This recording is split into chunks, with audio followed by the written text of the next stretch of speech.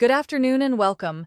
You're watching Australia Weather Pulse, and right now a serious flooding emergency is unfolding across parts of central Queensland, with dangerous conditions also extending into pockets of southeastern Queensland this afternoon as a tropical low moves across the region. Rainfall totals today have already been remarkable, and the situation continues to escalate. Even a quick look at live cameras from several locations across central Queensland shows just how severe this event has become. Water levels are rapidly climbing, and many areas are already experiencing widespread flooding.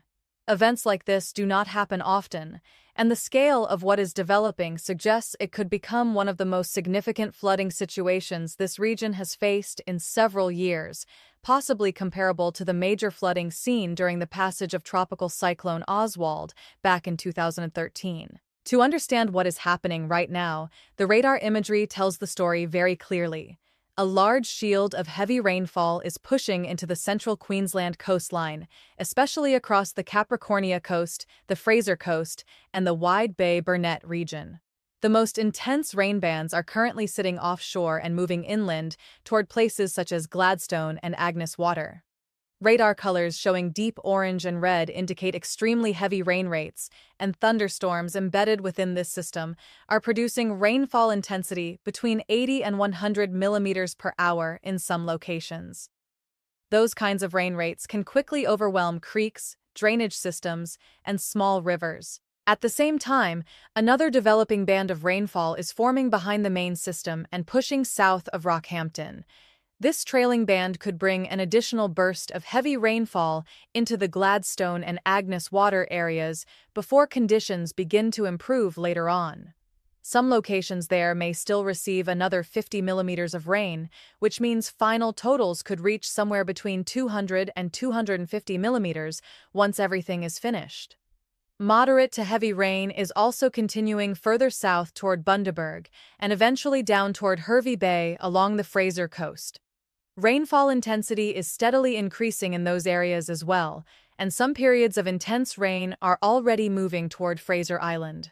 Flooding risks are growing rapidly, and what happens over the next few hours will be critical to how severe this event ultimately becomes. And the situation becomes even more concerning when we look at the difference between flash flooding and river flooding, because what is happening right now shows how quickly water can explode across the landscape. Heavy rainfall like this can produce two different types of flooding, and both are currently occurring across Queensland. Flash flooding is the fastest and often the most sudden. It happens when intense rainfall falls in a short period of time and water has nowhere to go. Creeks, drains, and low-lying roads can transform into fast-moving rivers within minutes. A clear example of this occurred overnight near Emerald, where large rainfall totals quickly forced water across creek crossings. At first, the area appeared manageable, but within only a few hours, the water level surged and spilled violently across the road, turning a normally quiet crossing into a powerful flow of floodwater. That is the danger with flash flooding. It builds extremely quickly and can catch people completely off guard. River flooding is different, but it can become even more destructive over time. Instead of rising within minutes, rivers slowly build as water drains from surrounding catchments. However, once those rivers swell beyond their banks, the amount of water involved becomes enormous.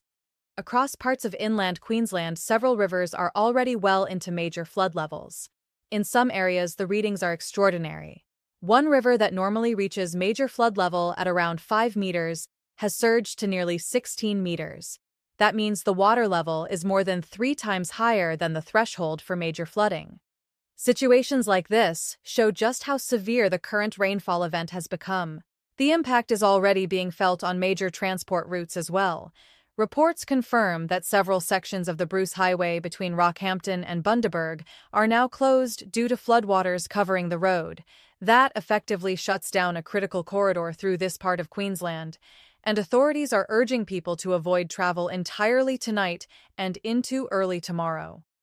The only small positive in flash flooding situations is that water can sometimes fall as quickly as it rises once the rain eases.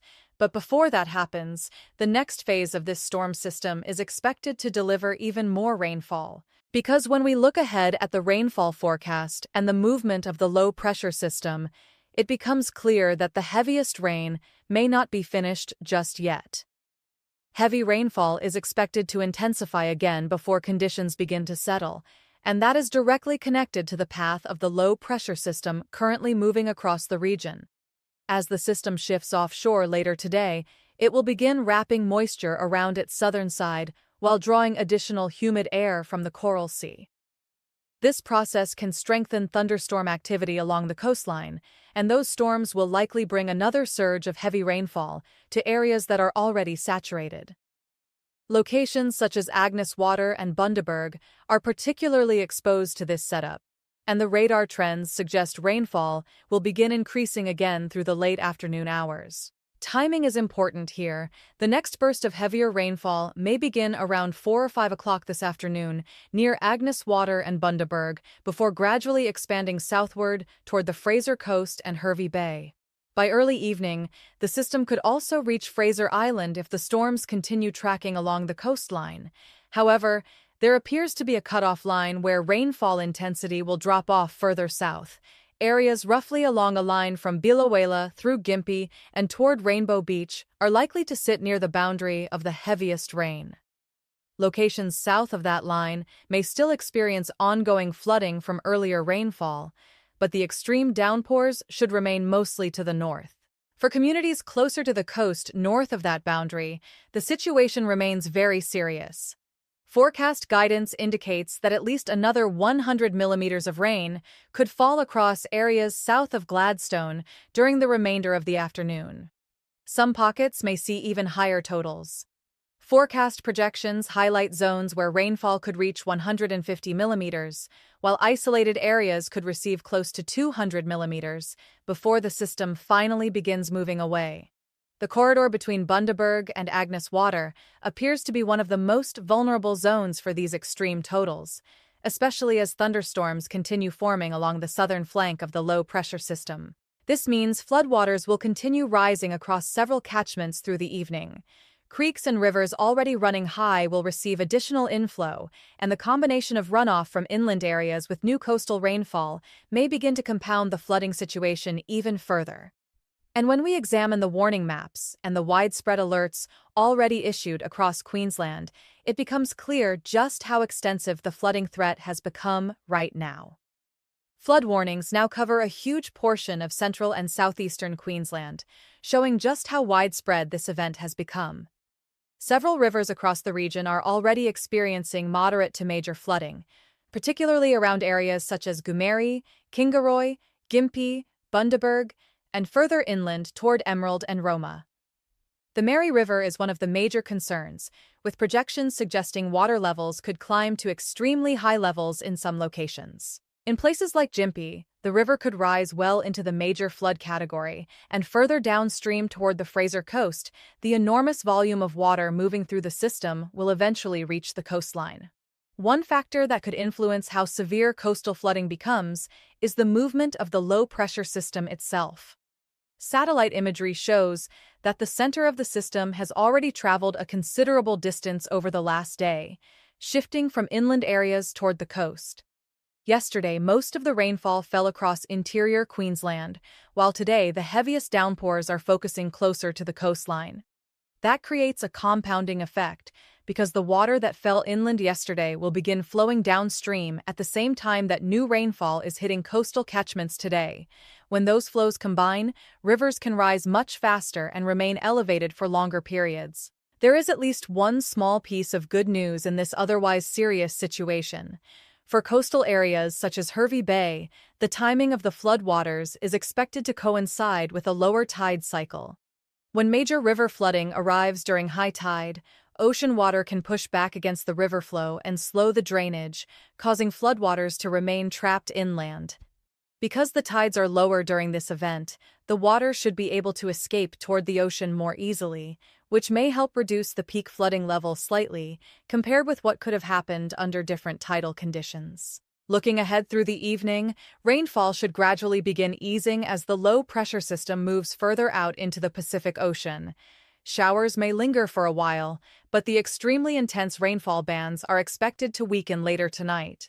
Behind the system, a cooler southeasterly airflow will move across the Queensland coast, bringing a few scattered showers but far more stable weather overall. Even so, the danger right now remains very real.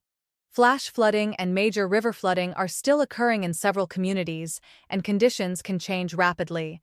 The safest approach is to remain indoors, avoid flooded roads, and stay well clear of creeks and rivers until authorities confirm that the danger has passed. As this severe weather event reaches its peak over the next several hours, the focus must remain on safety, because the impacts from this flooding are still unfolding, and even though rainfall will eventually ease tonight, the question now is how high the rivers will climb before the water finally begins to fall.